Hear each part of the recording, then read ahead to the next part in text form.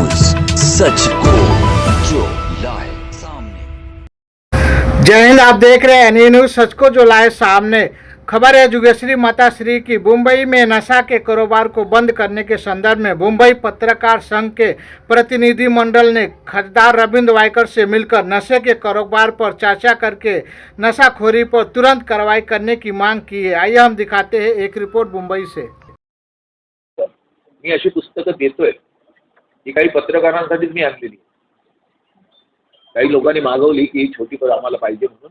माझ्याकडे मोठ्या प्रत देखील आहेत आणि अशाच संविधानाचं एक सिम्बॉलिक स्टॅच्यू मी आरे कॉलनीमध्ये बांधायला घेतलं.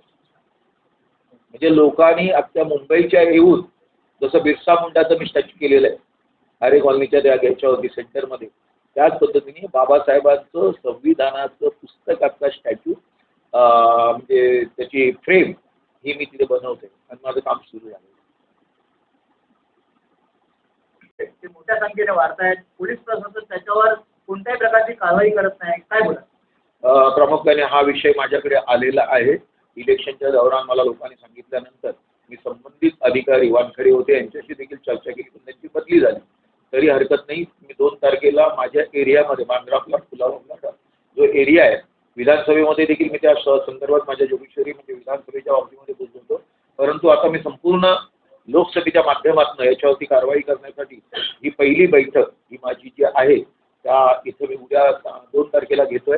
त्यावेळेला संबंधित अधिकारी सर्व असतील आणि याच्यानंतर जे पॅडलर आहेत म्हणजे जे विक्रेते आहेत यांना पहिलं दबोचणं हे प्रामुख्याने महत्त्वाचं आहे. आणि याच्यामध्ये मला काही नावं आलेली आहेत, त्याच्यामध्ये पोलिसांचा देखील हात आहे, अशा पद्धतीची नावं आलेली आहेत. तर मी त्याच्यामध्ये कोणालाही सोडणार नाही. तो कुठल्याही पोलीस डिपार्टमेंट किंवा कुठलाही अधिकारी असो, तो शिपाई असो किंवा आणखी वरिष्ठ कुठल्या पातळीचा असो किंवा कुठलाही राजकीय पक्षाचा वरदस्त असलेला पदाधिकारी असो कोणी, तर ही जर अशी आमची जर तरुण पिढी जर नाचवणारी असेल तर ही नाचवून दिली जाणार नाही. तर अशा लोकांवरती कायदेशीर कारवाई करावी यासाठी माझं 2 तारखेनंतरचं ते अभियान आहे ते कायमपर्यंत राहणार आहे. समाजमध्ये काही असे संस्था एनजीओ पत्रकार आहेत, त्यांनी या नशामुक्ती अभियानाचा प्रचार केल्यानंतर त्यांच्यावर खोटे केसेस पोलीस घेतात, त्यांना दाबण्याचा प्रयत्न करतात, काय बोला? असे गरज असतील तर त्या पोलीस अधिकाऱ्यांवरती देखील कारवाई करण्यासाठी आपण पोलीस कमिशनरला आणि माननीय मुख्यमंत्र्यांना भेटले. तर त्याचप्रमाणे डॉक्टर बाबासाहेब आंबेडकरांचं जे अपमानित शब्द वापरण्यात आले त्याबद्दल समाजाला काय संदेश देतो? एक लक्षात ठेवा, बाबासाहेब आंबेडकर होते म्हणून एक संविधान राहिलं आणि त्यांच्या संविधानावरतीच देश चाललेला आहे. त्यामुळे कोणी बाबासाहेब एवढे छोटे नव्हते हे लक्षात ठेवा. त्यामुळे कोणतरी असं बोलतो म्हणजे बाबासाहेबांचा अपमान होतोय, पण आपल्याला ते सहन होत नाही. त्यांनी बोलू नये ते. ही व्यक्तीच महान होती. त्यामुळे अशा लोकांनी कोणीही बोलताना किंवा आणखी काही करताना संयम आणि आपण कुठल्या पातळीवर ते बघा. देवत्वाला लोकांना पुटलेल्या लोकांना तुम्ही अशी शितपडे उडून सांगणार. तुम्ही अशा लोकांना कोणी बोलत असतील तर ते कोणी शिस्त अपमानित शब्द होते ना, म्हणून तुम्ही सांगितलं ना तुम्हाला त्यांच्यावरती अपमानित काय, त्यांना जे बोलणारे त्यांची कुवत करून देते आपल्याला.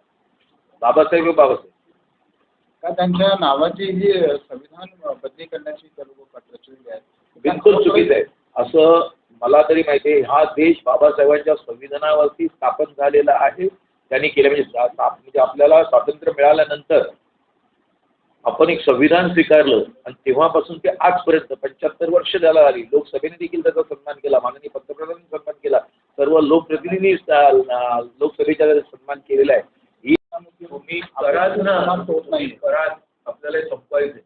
संपूर्ण पत्रकार लोकांना जरी एफआयआर घेतलं तरी चालेल, परंतु आम्ही करणार याला. हा अभियान सुरुवात राहील आणि अखेरपर्यंत राहील. ज्यांनी पत्रकारांवर करण्याची सुरुवात केली आहे किंबहुना मी पुढे असे राहणार नाही. मला तुम्ही सांगायला आले होते का की तुम्ही हे घ्या, आता मी घेतली आहे त्याची ऍक्शन मी अगोदरच घेतली. आता माझ्या बॅगमध्ये दिलं सर मला. मी तुम्हाला आपल्या त्याच वेळेला मी सांगितलं वाटपाच्या वेळेला पण मी हा विषय मांडलेला तुमच्यासमोर. राम नाईकनी देखील माझा हा विषय उचलला आहे. त्यांनी देखील मला बोलवलेलं. राम नाईक पण मला म्हणाले की आपण समाजातली प्रत्येक व्यक्ती तुम्हाला सहकार्य करेल हे लक्षात ठेवा. चांगलं काम करताय आणि त्याच्यामध्ये सगळ्यात मोठं दुःखाचं गोष्ट आहे ना साहेब, आपण समाजसेवेला उतरल्यानंतर हे समाजामध्ये काही